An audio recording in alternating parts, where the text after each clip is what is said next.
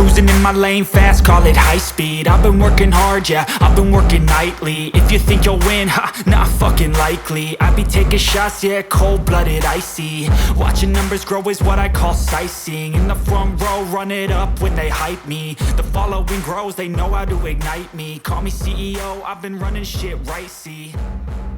And I ain't playing games, I create my own lane, making pleasure out of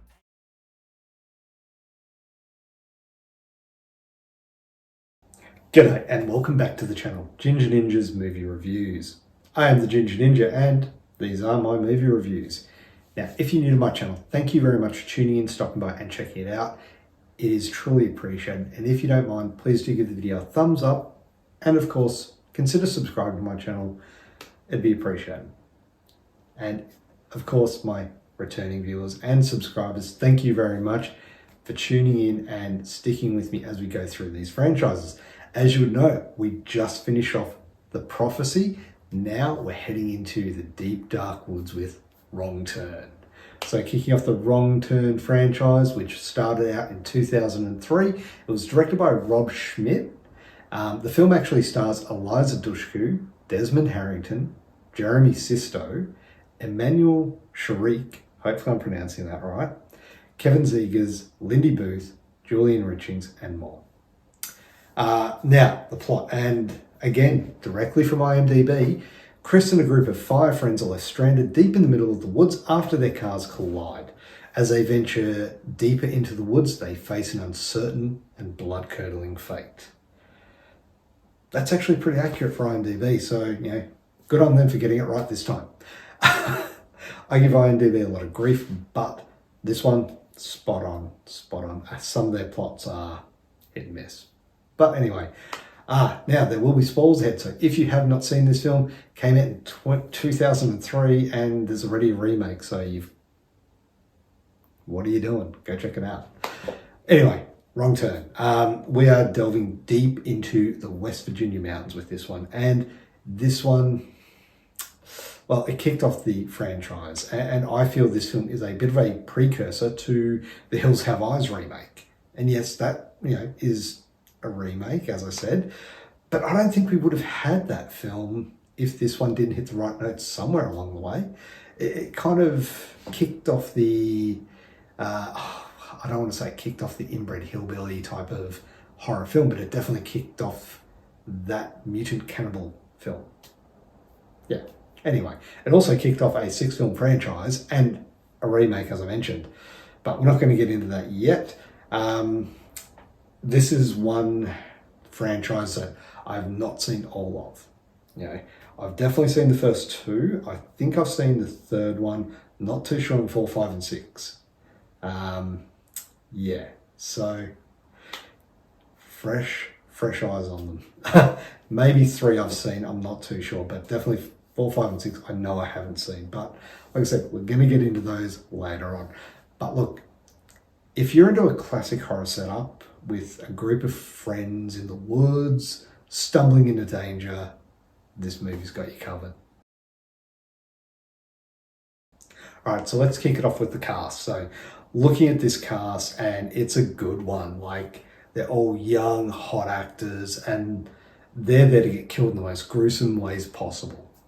Now we've got a typical cast of characters, you know, a bunch of friends on a road trip, and includes, you know, elizadushku serving up some serious badass vibes. Now, firstly, we do have Desmond Harrington, who we are first introduced to as he's making his way to an interview driving on the back roads. Now, I'm actually surprised we don't see a lot more of him as an actor. He has this intensity about him, and the other things I've seen him in, you know, he was in Dexter, a few seasons of Dexter, and he was really good. He was a great part of that show, and every other thing that I've seen him in, he has been excellent. So yeah, it's, you know, don't know why we don't see more of him. Anyway, elizadushku, say no more. Now, this was either during her time on Buffy the Vampire Slayer or shortly thereafter, but she kicks ass and looks good doing it in this film. Yeah, we've also got the supporting cast, Jeremysisto and emanuellechriqui. Again, I don't know if I'm pronouncing that right, but They also contribute to the film's tension and atmosphere really well. And I will say, they both have the best kill scenes in the movie. So one of the film's strongest aspects is its atmospheric setting. The dense, foreboding forests of West Virginia create a palpable sense of isolation and dread, setting the stage for the horrors to come. The cinematography effectively captures this eerie beauty of the wilderness while also highlighting its dangers. The movie excels in building tension and suspense and doesn't solely rely on jump scares, but focuses on building that tension and sense of unease that just lingers and makes you feel on edge. The director, Rob Schmidt, he definitely maintains a steady build-up of suspense throughout the film. Now, there are some criticisms of the film and its reliance on certain horror tropes. And whilst they're not wrong, and these are things like characters making questionable decisions that lead them into danger, these moments are relatively minor in the overall film, and they do little to detract from the overall experience.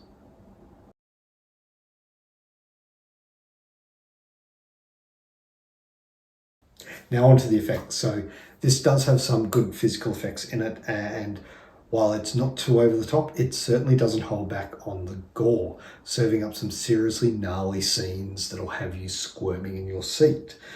There is one involving an axe to the mouth that is just in this movie, it is my favorite kill.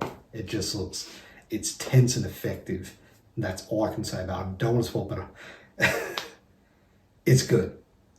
Now, the look of these cannibalistic mountain men is well done. As you can see here, like, they look vicious. Look at those teeth, those sharp animalistic teeth, the facial deformities and things like that. There are deformities on their back and they look damn good.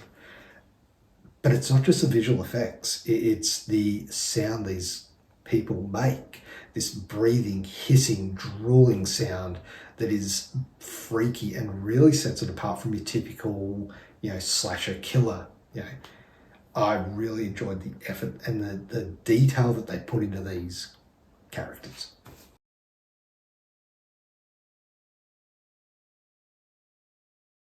So, would I rewatch this? Yes, I would. It's a fast, well-paced, atmospheric movie.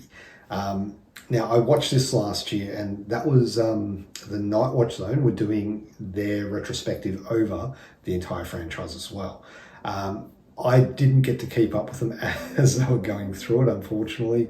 Life gets in the way sometimes, but yeah, look, I watched this last year and I watched it again for this review, and yeah, so I would definitely rewatch this one.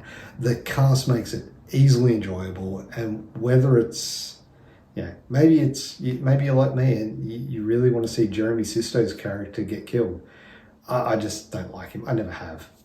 Even anything I've watched him in, I just don't like him. So yeah, that's a highlight for me in this one and makes me want to rewatch it. But yeah, I would definitely rewatch this film without a doubt.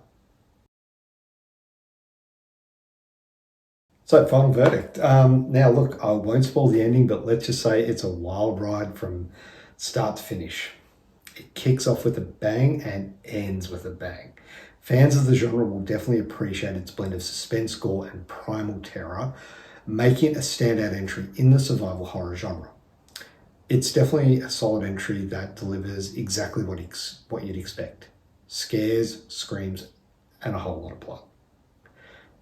Grab some popcorn, turn off the lights, and prepare to take a detour into terror. Overall, for a score, I would give Wrong Turn from 2003 a 7.5 out of 10. And there you have it. This is the first of the Wrong Turn franchise. These are my thoughts on it. But I want to know, what are your thoughts on this film? Have you seen this one? Let me know down in the comments below. Love to hear all your thoughts on these films. So definitely comment down below. I do try and respond to each comment as well. So, but anyway, look, not going to blather on, but do want to say thank you very much for watching. And if you haven't, please do hit that thumbs up, be much appreciated. And of course, if you've made it this far, subscribe to my channel hit that notification bell so that way you're notified each time I do release a new review. At this stage, I do have my Franchise Fridays and my Trashy Tuesdays. Can't forget them, they're always a lot of fun. And of course, my 60-second reviews, which are just, movies that I watch during the week. Whatever takes my fancy, I'm going to watch it, put it up there, let you guys know what I think about it. So there you have it. Thank you very much for watching. Have a great day.